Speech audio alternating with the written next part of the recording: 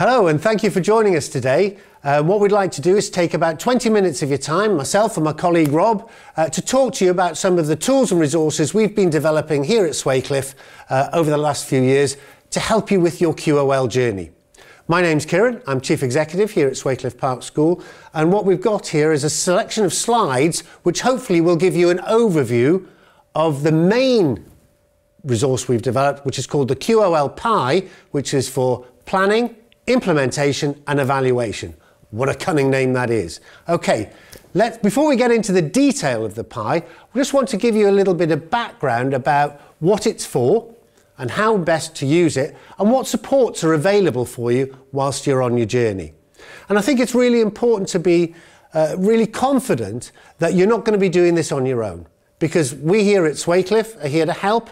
We've also got our partner organisation Blue Planet, who do a lot of the IT backup for us. They're there to help you.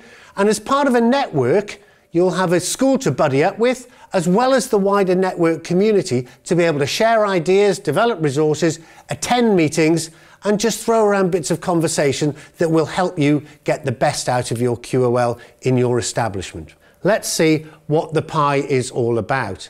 And actually, what we've tried to do is make it a very simple step-by-step guide to implementing and evaluating QoL within your establishment. So the PIE talks about commitment to start off with. And that's really, really important to share with everybody who's associated with your organisation. So we're talking about your governors, we're talking about your staff, we're talking about your families, we're talking about your students and anybody else who might have an influence or an interest in your organisation. Because QoL goes to the very heart of everything you're going to do. It affects your culture, it affects your behaviour as an organisation. It will help your thinking around how you write your policies, how you look at your curriculum. So it's very, very pervasive around every single thing you do. You might want to be thinking about different people's roles and different people's staff training needs and people's appraisal targets. So you'll get a sense of how wide-ranging QoL is, and the PIE will help you to do that.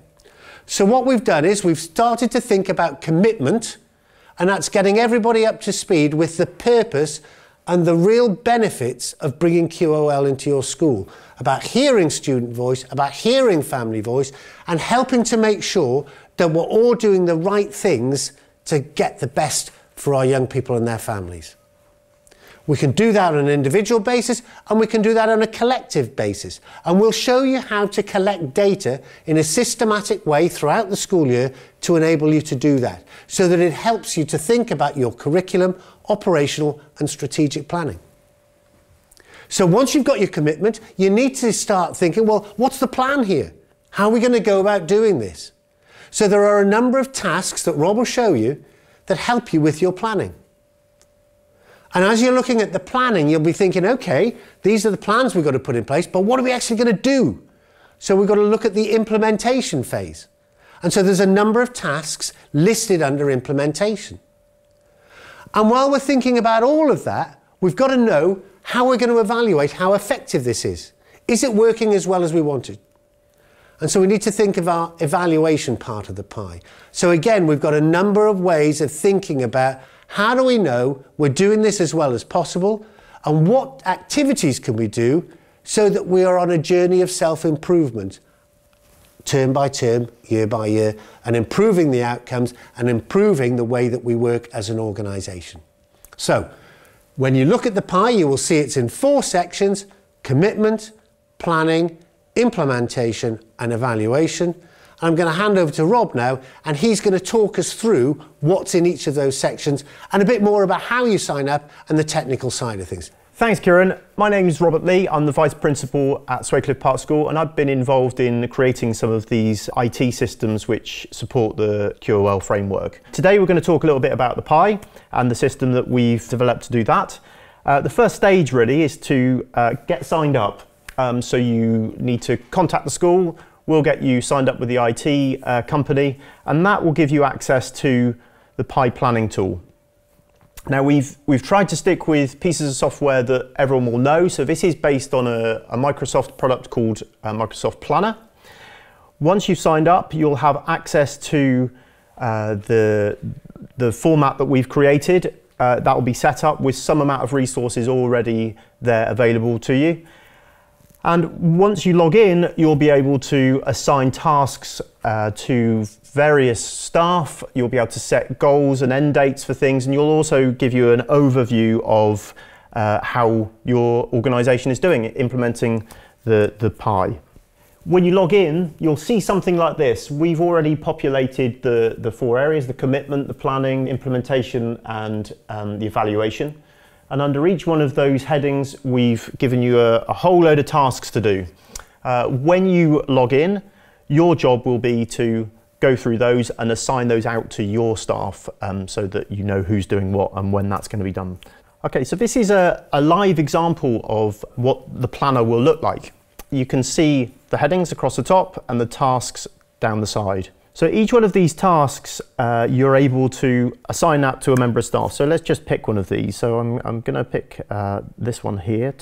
This is task 2. So we're going to make some policies and things. So I'm going to click into that one. It's really simple. I'm going to assign that to Kiran. We're going to set a date when that needs to be done by. And also I'm going to attach some policies and resources so that will help him work on that particular task. Once that's done, I'm going to close that down. And what will happen is Kiran will now get an email.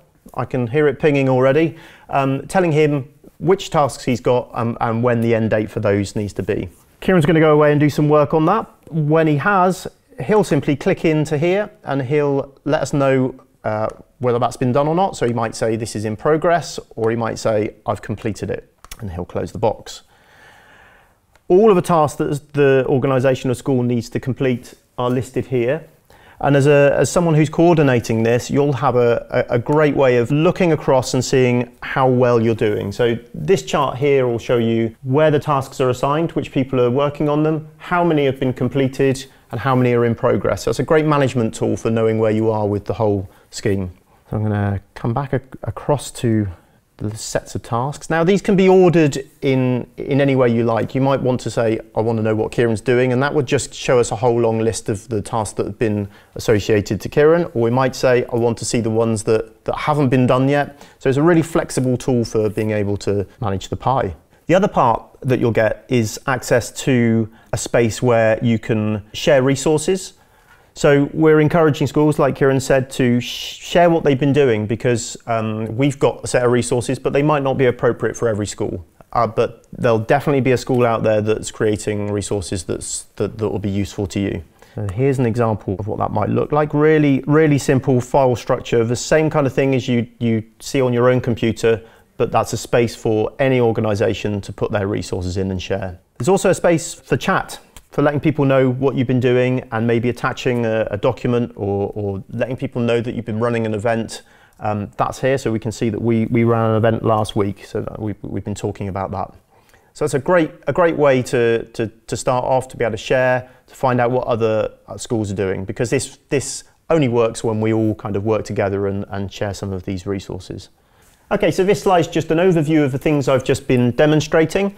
I'm going to pass back over to Kiran. He's going to discuss a little bit more of the other things that are involved in being part of the QoL framework, and I shall return to talk about the sort of technical parts of those. Thanks, Rob. That's really, really helpful. And I think one of the things that's worth noting is that whilst you will have your management overview of how your QoL journey is evolving in your own organisation, we will have that for all of the schools within the network. And that helps us to think about what events we need to put on, how we can group schools together, and how we can plan our workshop days so that you get best value of working alongside people who've either just done some of the things you're about to do or are at the same stage of evolution. Okay, let's go back to thinking a little bit more about why we're actually doing all of this. And we said at the very beginning, this is about hearing student voice. And so what we've got is a survey tool which has been specifically designed for hearing about the issues that are of real priority to our young people. So they fill this in on a termly basis. And what you'll see on this slide here, each column is a term. So we ask the same questions in the penultimate week of each term. And we use that to get a sense of how are these priorities changing and evolving over time. And so what you can see is you can build up a picture of a young person's feelings about the priorities in their life over time. That's really, really helpful because it helps us to think about how we can best support them and who is best placed to provide that support. And then term by term, we can see, has that support been effective? And Rob will show you in a bit more detail how that works in a few moments. So we do that in the penultimate week of each term, and then we think about, okay, what are we going to do with now that we've got this knowledge? And we use our key working system on a weekly basis to revisit these priorities and talk to the young people about, is it going well? Have things changed? Because we know that life is dynamic. And just because we thought something was a priority last week, that might not be the same next week. That might have changed. So we need to find a way of keeping up to date with that change. And that's why we have weekly key working. So when you're going back into your commitment, planning, implementation and evaluation, you need to be thinking, how do we plan for key working to happen on a weekly basis? So we need to think about who's doing key working, how are they going to do it, when are they going to do it, so that the implementation phase puts key working actually on the timetable every week.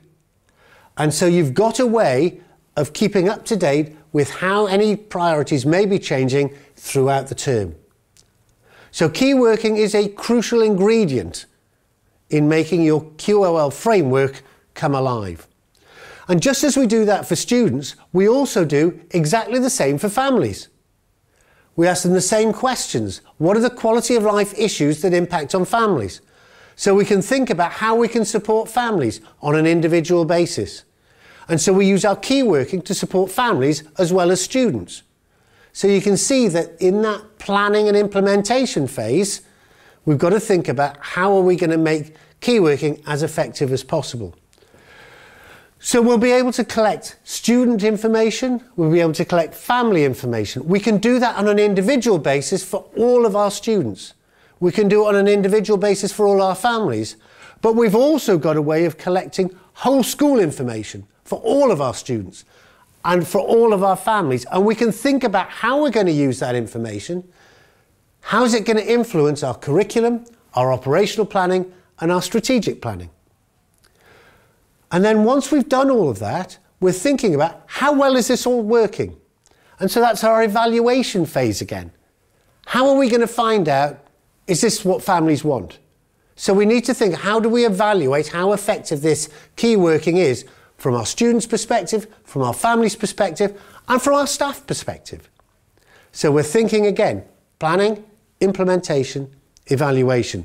We've got student data, we've got family data, and we can use that to everybody's best interest.